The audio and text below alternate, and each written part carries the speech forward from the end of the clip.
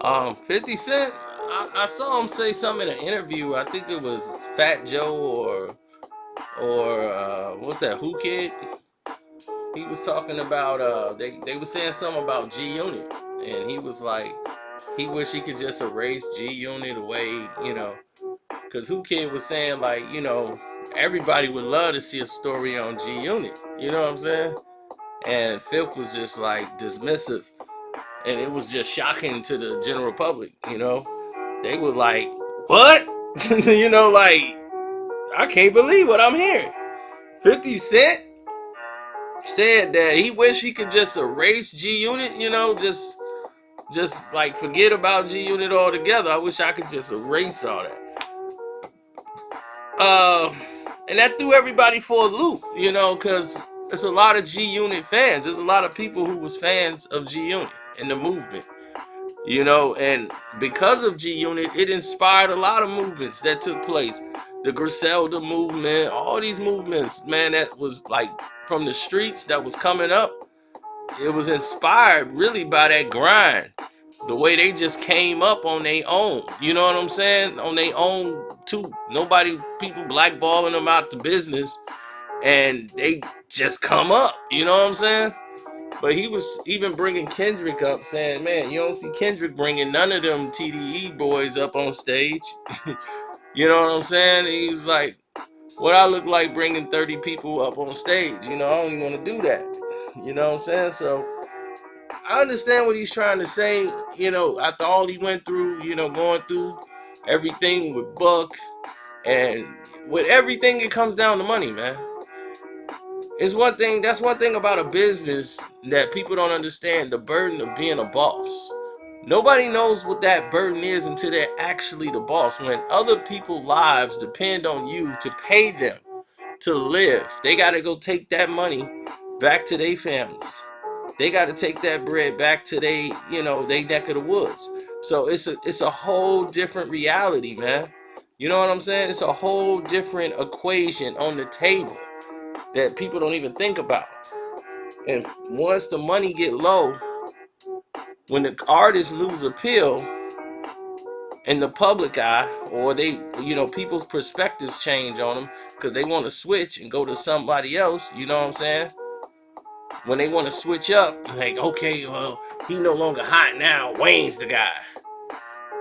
Yo, money, baby. Yo, I eat my lean with this Easter peach. I come by, take your good to the beach. Yeah, because he's so sweet. I do it all like a week. Yo, girl want me. She all looking slim. She all want clean. She all want me. My purple, my lean. I'll be like, man, what's going on around here? Drug addicts took over the rap business, and people was running with it. It was the opioid syrup rap era, and people just like, well, all right, well, G Unit ain't popping no more because of that. So okay, that's what you want to do. Fine, we back it up. So I understand why 50 was like, you know what, I just wish I never went through all that, because now it was all for nothing. But it really wasn't all for nothing, because it was just the headache that he went through dealing with all the personalities that he did. Not Who Kid, but the manager, Shy Money. I would never say Yayo, but you got Lloyd Banks, Buck, and everybody's situation normally, except for the main guys, you know what I'm saying? Like the guys on the team, besides the main crew, mostly it's about money. Everything. And when the money gets short or the money ain't coming in the way it used to, people loyalty change. They footprints they vanish in the sand. You know what I'm saying? So everybody's attitudes is different. Now somebody's more vocal. They testy. I seen it with Floyd. I've been around Floyd Mayweather, that. So, I've seen a lot of people that were there that ain't there no more. You know what I'm saying? I've seen when money was good and everybody, Floyd's taking care of everybody, they loving it then. But then when the money is no longer good, or things is, you got to tighten your belt. These dudes wasn't preparing for that. They so used to Floyd taking care of them. You know what I'm saying? They got no plan B. They ain't got no investments. They ain't do nothing really with their money. And it's like, where would your money be going if Floyd's taking care of you? If you with Floyd, he pay for everything. It ain't like he gonna deny paying. He gonna pay.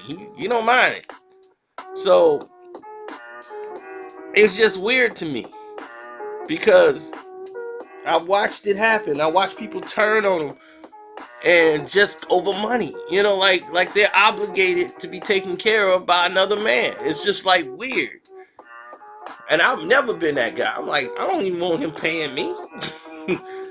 I want to pay my own. I want to have my own money.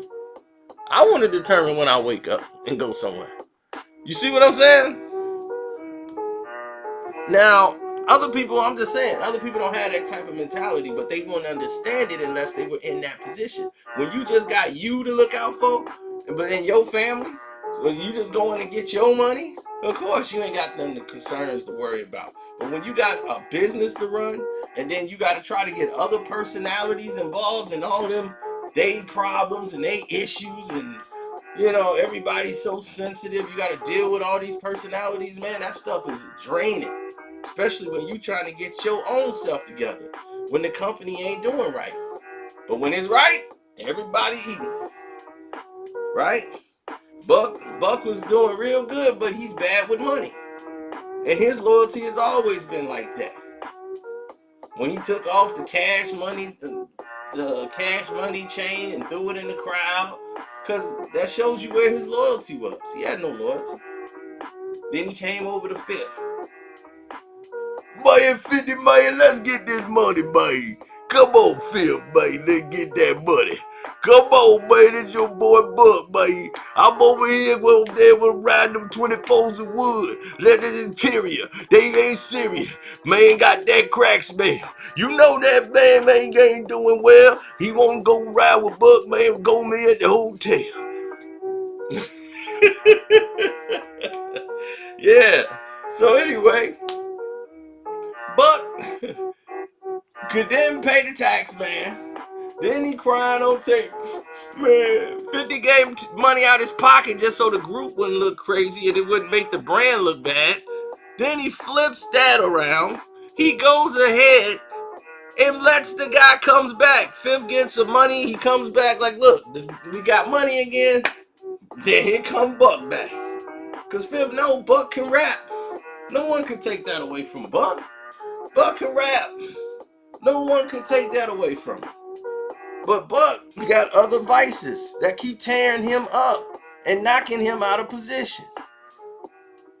This dude went from having an album on the way being produced by 50 and Dre and all them to nothing.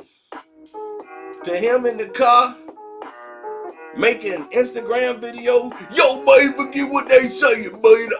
I'll tell you right now, I ain't gay. I'm like, oh, God. Boof, album gone. Boof, production gone. Boof, everything up in smoke. Now he mad. Now he arguing with some doggone tranny on the internet. Man, take the video down, man, and the money gon' be there. It's gon' be there. Man, Buck, man, I'm sorry, man. I'm gonna have to let you go, man.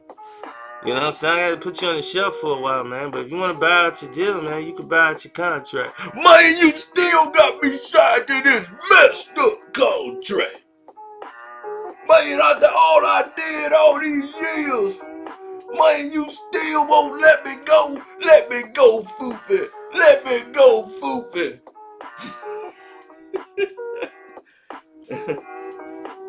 I'll let you go as soon as you pay back, you know what I'm saying?